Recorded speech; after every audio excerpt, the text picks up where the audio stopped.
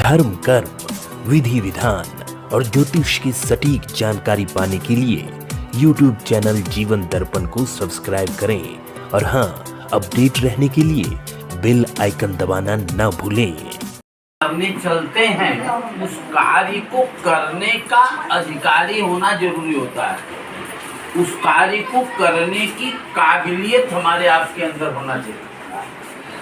समझ रहे? जैसे सबसे पहले आपके ऊपर जल छिड़का गया। जल क्यों छिड़का गया है आप सब जानते होंगे अच्छी तरह से। नहीं जानते? मैं बता दे रहा हूँ। आपने सुबह तो स्नान किया ही है, बाथरूम में स्नान किया होगा। आज पूजा है, पंडित जी भी आएंगे, हम साबुन लगा करके बढ़िया से स्नान करेंगे। लेकिन वो बाथरूम में स्नान करने से शरीर के ऊपर का मैल धुलता है, लेकिन पूजा करते समय इस विधि से स्नान करने पर हृदय का मैल धुलेगा। रामायण में ये लिखा है, निर्मल मन जन सो मोहि भावा और मोहि कपट छल छिद्र न। जब तक आपका निर्मल मन नहीं होगा तब तक भगवान की ताकत आपके अंदर आना नहीं चाहेगा। समझ रहे? अब निर्मल मन तो आपका हो गया है, निर्मल मन तो आपका हो गया। इसके बाद में हम आप 3 बार जल पिए। 3 ही बार क्यों पिए जल? इसके बीच में हम जब जल पीने लगते हैं तो गिलास से पीते हैं, लोटा से पीते हैं, अथवा चुल्लू से भी पीते हैं। लेकिन ये जो 3 बार जल आपने पिया, 3 प्रकार के देवता बतलाए गए हैं, ब्रह्मा, विष्णु और महेश। ब्रह्मा से व्यक्ति के अंदर सात्विकता आती है और विष्णु से व्यक्ति के अंदर श्रेष्ठता आती है और शिव से व्यक्ति के अंदर क्रोध आता है। ये तीनों का कॉम्बिनेशन जब तक हमारे आपके जीवन में नहीं आएगा तब तक हमारा आपका विकास होना संभव नहीं है। अब यहाँ तक की बात तो हो गई।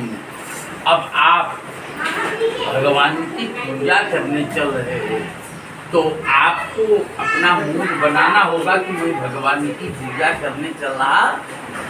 जैसे ये जो समय है, ये जो क्षण है, बहुत कीमती क्षण है।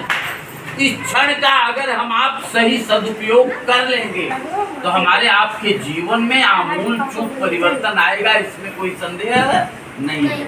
जैसे शास्त्र ये कहता है क्या कि आयाति नष्टम द्रविणम श्रमेण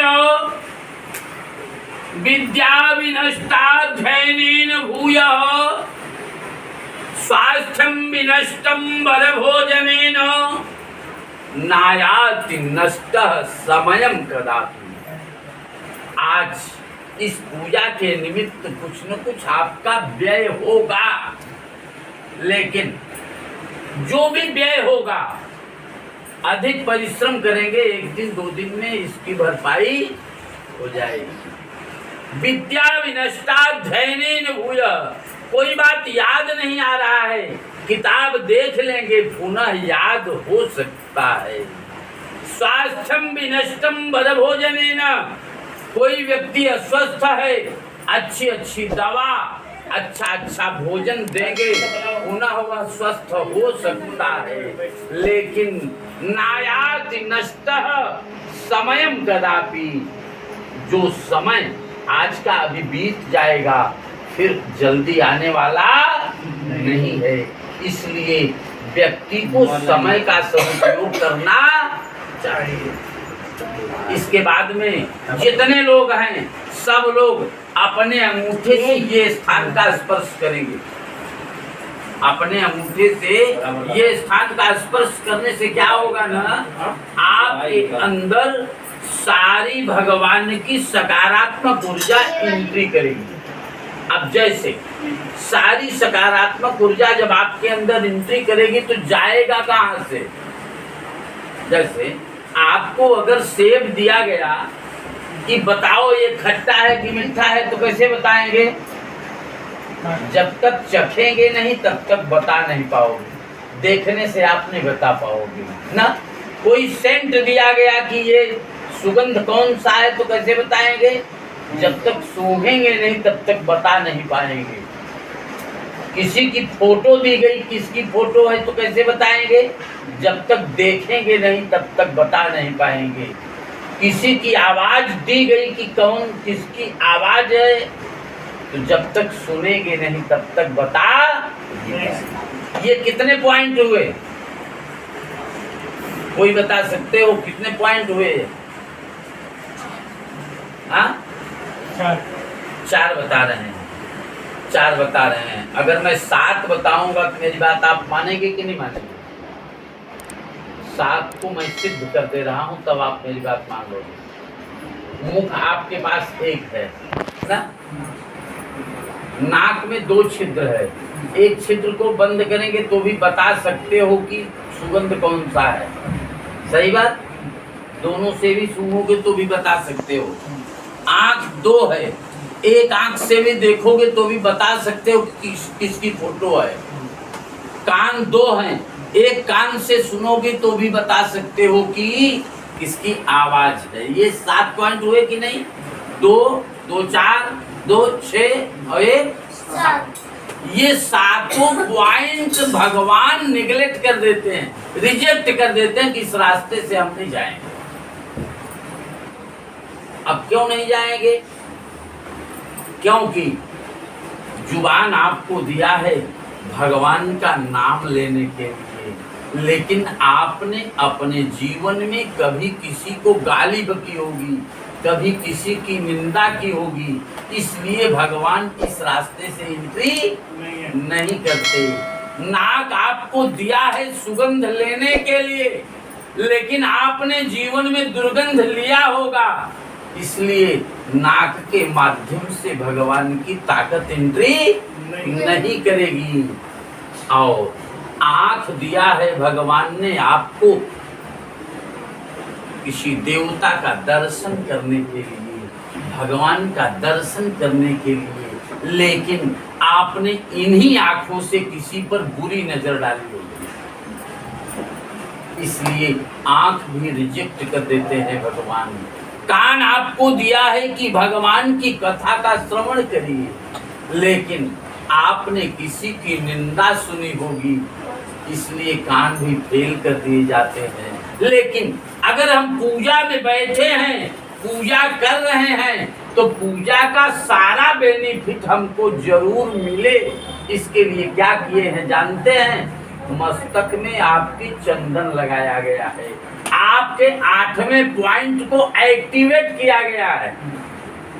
चंदन लगाने से आप पंडित जी नहीं हो गए, इसी चंदन के माध्यम से भगवान की ताकत आपके पहले दिमाग में जाएगी।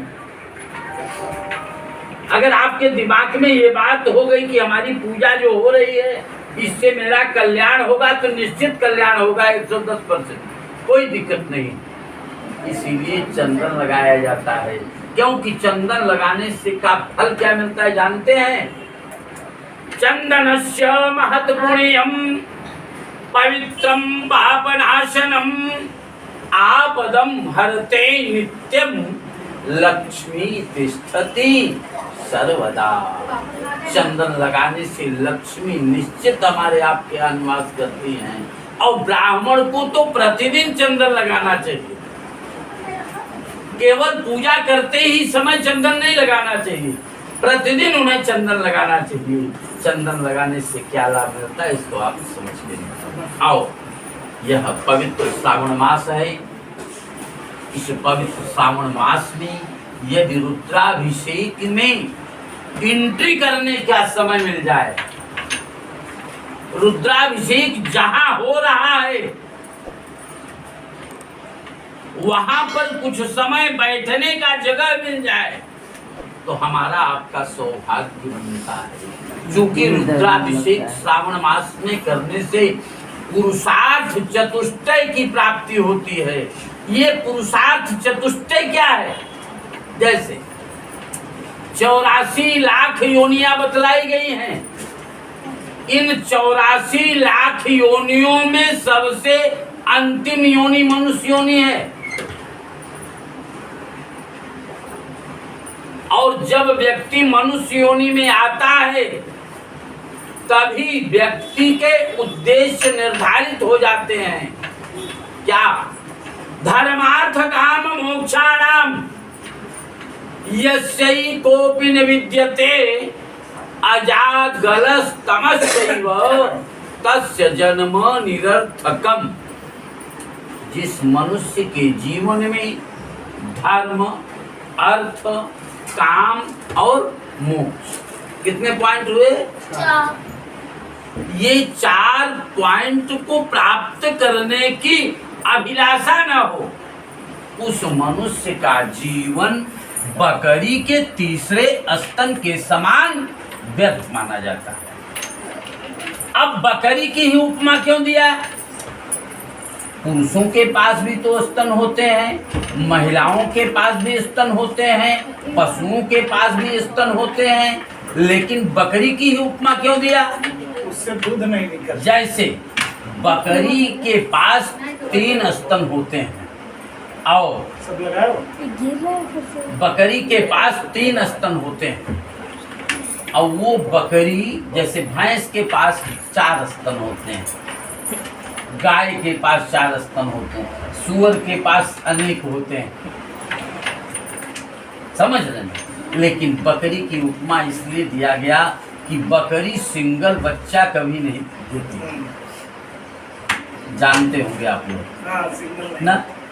बकरी एक बच्चा दे दे एक साथ, चाहे 1000 बच्चा एक साथ दे दे, लेकिन उस तीसरे स्तन से दूध निकलने वाला नहीं होता, क्योंकि तीसरा स्तन आगे वाले पैर के आगे होता है, जो शेष 2 स्तन होते हैं वो पीछे वाले पैर के आगे होते। बटन है उसको चालू करो। उस व्यवस्था के आधार पर अगर देखा जाता है तो वो सारी बातें समझ में आ जाती हैं, समझ रहे हैं ना?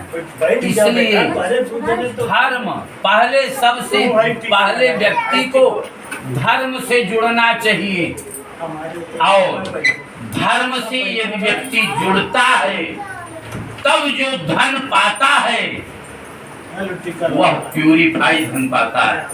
जैसे शास्त्री कहता है कि अन्यायोपार्जितम वित्तम 10 वर्षाणि तिष्ठति प्राप्ते चैकादशे वर्षे समूलम तद विनश्यति। अन्याय के द्वारा उपार्जित धन अधिकतम 10 वर्ष चलता है, जैसे ही 11वां वर्ष आता है वैसे ही वह मूल सहित नष्ट हो जाता है। इसलिए धर्म, अर्थ, काम और मोक्ष, फिर मोक्ष की प्राप्ति तब होती है कब?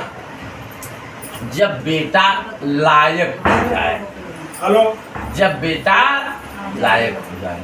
हेलो, क्योंकि पुत्र की परिभाषा बतलाया गया है कि पुम नाम नरकात् त्रायते इति पुत्र। पुत्र वह है जो कि पिता को नरक जाने से बचाता। प्रेम से बोलिए यज्ञ नारायण भगवान की।